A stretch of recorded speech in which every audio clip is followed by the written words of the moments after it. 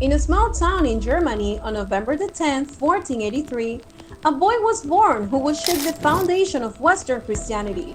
His name was Martin Luther.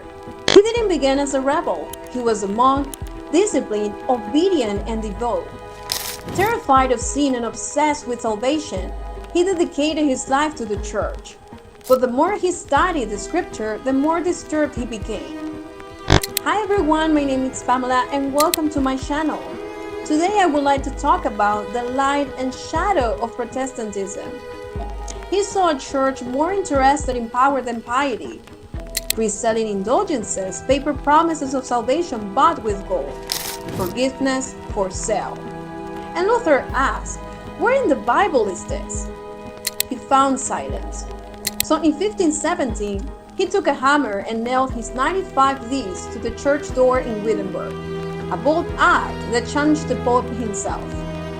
It was more than a protest, it was the birth of a revolution. What followed was the Protestant Reformation, a spiritual earthquake that split Europe in two, and its core were radical, liberating ideas. Sola Scriptura. Scripture alone is the final authority. Sola Fide. Faith alone, not works or money, brings salvation. And above all, a new vision that every believer has direct access to God. No priest, no pope, no middleman. Luther's words spread like wildfire, fueled by the printing press and the desperation of the people. New denominations emerged: Lutheran, Calvinist, Anglican, and many more. The monopoly of the Catholic Church was broken, but with light came shadow. So the Reformation did not come peacefully. It unleashed a torrent of violence and division. Nations went to war. Families were torn apart.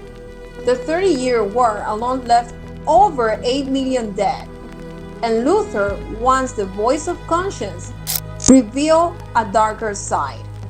Later in life, he wrote venomous texts against the Jews, calling for their synagogues to be burned and their rights stripped away.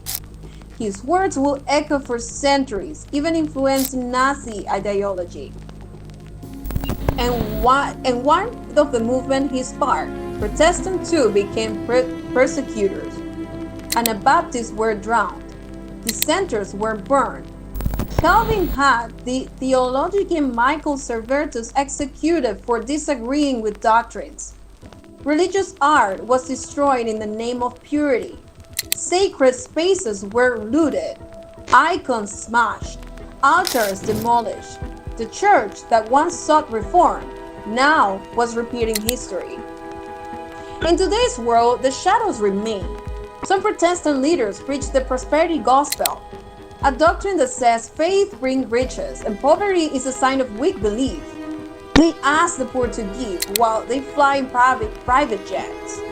Other thing that they do is that they deny science, reject human rights, and use the scripture to justify hatred, homophobia, and control. In the US and beyond, extremist groups wrap political power in religious language, eroding the line between church and state. Even within Protestantism, thousands of denominations now argue over who is truly saved, each claiming the truth while division continues to grow. But there is another side. In quiet churches and humble homes, Protestants still feed the hunger. They shelter the homeless, they protest injustice, and they confront the broken. Because faith, at its heart, is not about power, it's about love.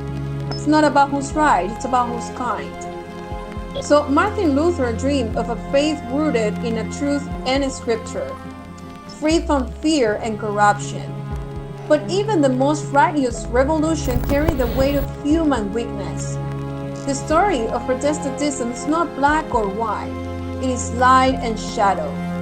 It is a reminder that no religion is pure unless the heart of the believer is. So whether you're Protestant, Catholic, or none of the above, ask yourself this: are you following love? Or are you following power dressed as God? The future of any faith depends not only on doctrines, but on the compassion of those who live it. So So if you like the video, I would like you to subscribe into my channel, to give me a like, and especially to share it to somebody that you think that might actually need it. And as I always say, I do this with all of my heart, and see you the next time. Bye bye.